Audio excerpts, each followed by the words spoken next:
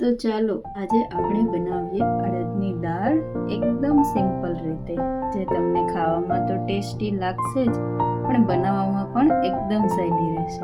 તો ચાલો બનાવીએ.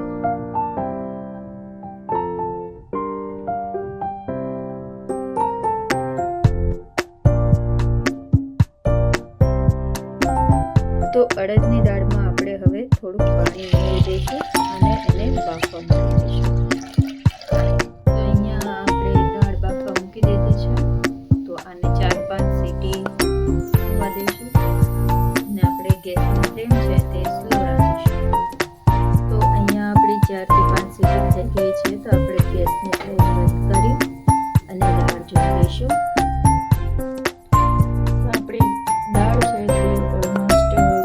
ટકા જેટલું બફાઈ ગઈ છે. આપણે એનો દાણો જોઈ લઈએ. તો આપણે એનો દાણો જોઈ લઈએ. દાળ બરાબર આપણી બફાઈ ગઈ છે. તમે ઈચ્છો તો આને થોડીક બ્લેન્ડરથી બ્લેન્ડ કરી શકો છો. જો આવી જ રાખવું હોય તો આવી જ રાખી શકો છો. દાળ સરસ બફાઈ ગઈ છે. આપણે દાળને થોડી ક્રશ કરી લીધી છે. હવે એમાં આપણે ગરમ પાણી ઉમેરીશું. ચાલો દાળમાં ગરમ પાણી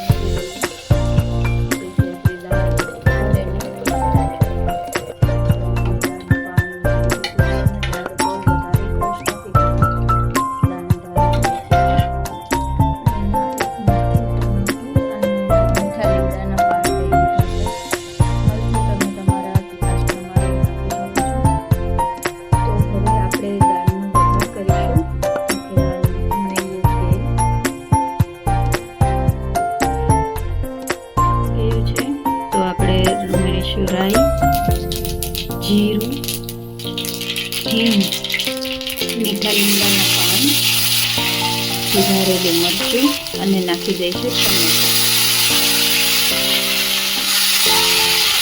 આને આપણે સારી રીતે સાંતળી લઈશું.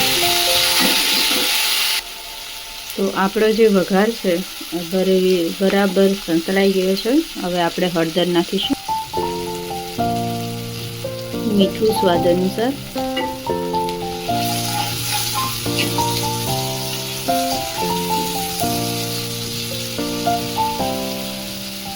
હવે ઉમેરીશું આપણી દાળ.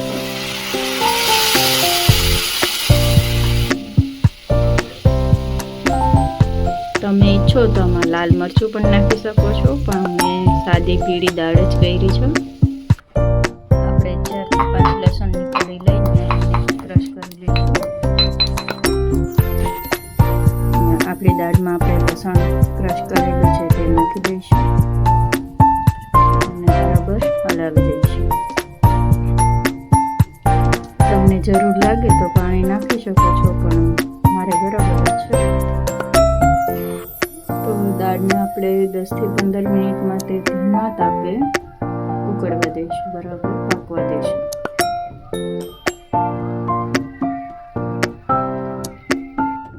આપણી દાળ છે તે બરાબર પાકી ગઈ છે. તો હવે તમારે જો હજી ઘાટી કરવી હોય તો હજી થોડી વાર ઉકળવા દો, નહીં કરતા એટલી બરાબર જ છે. તો હવે ગેસની ફ્લેમ આપણે બંધ કરીશું. તૈયાર છે આપણી અડદની દાળ.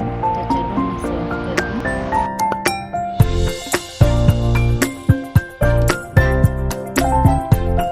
તૈયાર છે આપણો બાજરાનો રોટલો અને એના પર લગાવીશું. સાથે છે